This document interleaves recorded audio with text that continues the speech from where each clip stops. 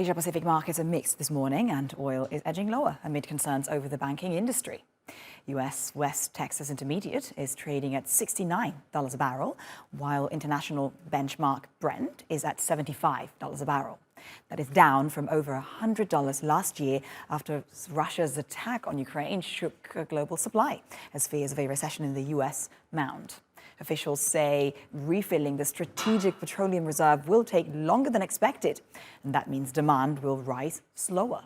The stockpile is now at its lowest level since 1983, even as crude prices are set for their steepest slide since the start of the pandemic in 2020. For more on this now, let's go to Craig Earlham, who is Senior Market Analyst at Oanda. Craig, thank you very much for being with us today. So the recent oil price action has been really dominated by macro events, especially whatever happened in the banking industry. But leaving the macro aside, what do you think are oil fundamentals telling us right now?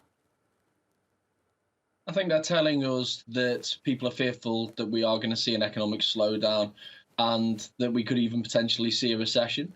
I think they're also telling us that the market is well supplied, and the impression that we now get from Russia that its output levels are higher than previously expected, again, adds to that oversupply that we are currently seeing in the market. But like I say, it's hard to move away from the kind of macro fundamentals that you've just been alluding to with the banks, because it's been such an important factor in near-term price action, because it's not just a case of fear in the markets rippling through.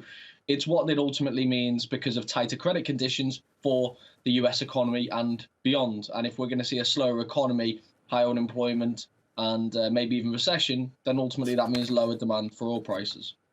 Right, and staying with the prices, Craig, I mean, $69 a barrel for WTI, 73, 75 for Brent. Are these prices too low, in your opinion? What's the price trajectory that you have in mind? And also, what's the price that would have demand and supply meet?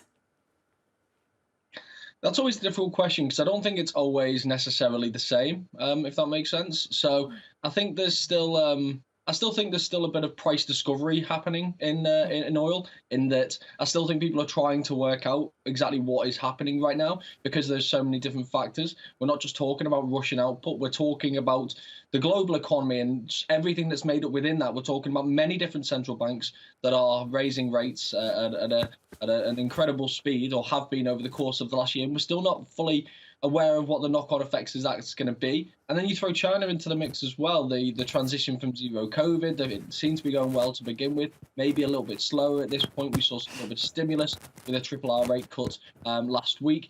So there's still an enormous amount of uncertainty, and that's why we're seeing so much volatility at this point in time in oil markets.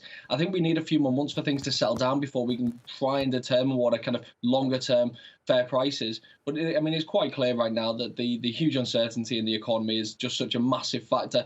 And it was not that long ago that people were talking about $150 oil, $200 oil, and now we're talking more likely $50 oil. There's massive swings, and that's because of the massively evolving landscape that we're seeing. Absolutely great discrepancy there in the prices, right, Craig Earlham? Thank you very much. Thank you. And now let's go to other top stories from around the world. Japan's inflation has slowed for the first time in more than a year as government subsidies to curb soaring energy bills kicked in. Core consumer prices rose 3.1% from a year ago in February, compared to 4.2% in the previous month. But a separate index that strips out energy hit a 4-decade high, suggesting that inflation may be stickier than policymakers thought. The U.S. Department of Justice charged crypto entrepreneur Do Kwon with fraud after he was arrested by Montenegro police on Thursday. An 8-count indictment against the creator was made public in the U.S. District Court in Manhattan several hours after his arrest on Thursday. Kwon, a South Korean national, developed Terra USD and Luna currencies, and both lost more than $40 billion last year.